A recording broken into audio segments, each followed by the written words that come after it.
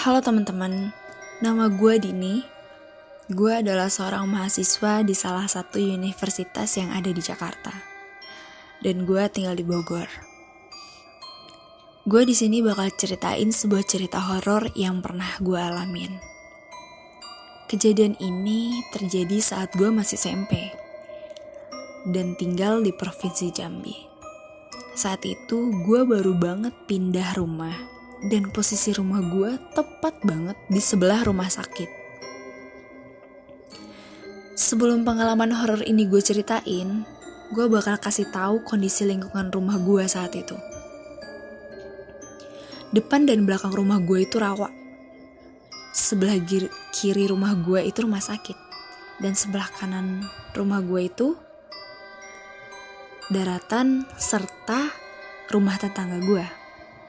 Dan itu satu-satunya.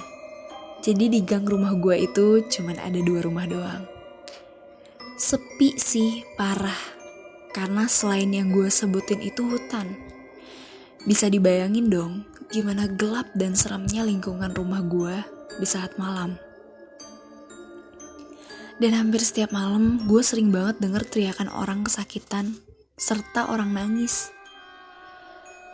Dan itu suara yang terdengar dari rumah sakit. Dan suatu malam, saat gue dan nyokap gue berdua doang di rumah, dan disitulah gue ngalamin kejadian horor. Setelah gue tidur, dan akhirnya gue terbangun di tengah malam.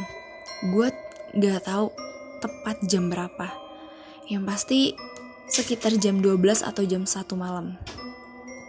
Dan saat itu gue mendengar suara langkah kaki seseorang dari arah dapur menuju kamar gue.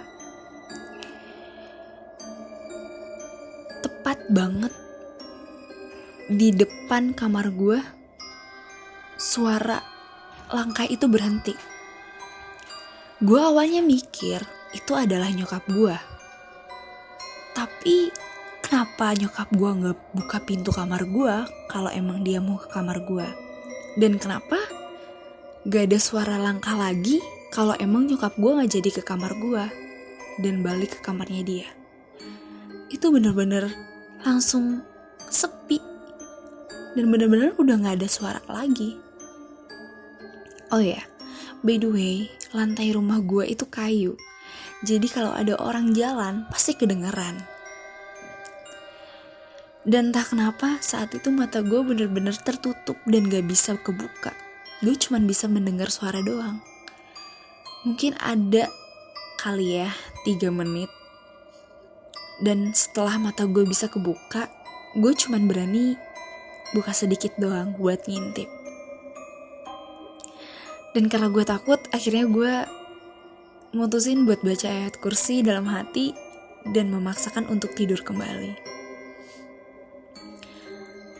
Dan di pagi harinya, gue nanya ke nyokap gue tentang kejadian semalam.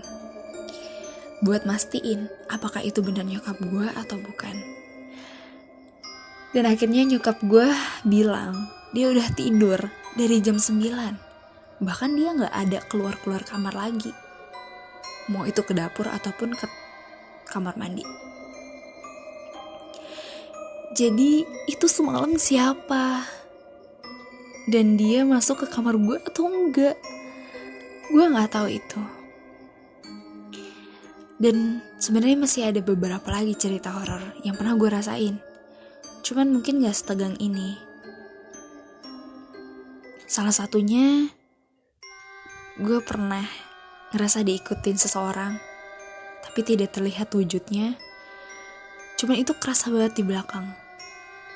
Itu malam hari, dan gue udah pernah ceritain tadi di awal kalau malam hari di lingkungan rumah gue itu benar-benar gelap dan sepi, bahkan serem. Dan saat itu gue cuma bisa lari, terbirit-birit dan sambil teriak manggil nama nyokap gue. Sambil manggil mama. Oke, sekian cerita horor dari gue. Mungkin bagi kalian yang denger gak begitu serem, tapi kalau kalian ada di posisi itu pasti bakal ketakutan banget. Dan gue bakal ngucapin terima kasih buat yang udah mau dengerin cerita dari gue.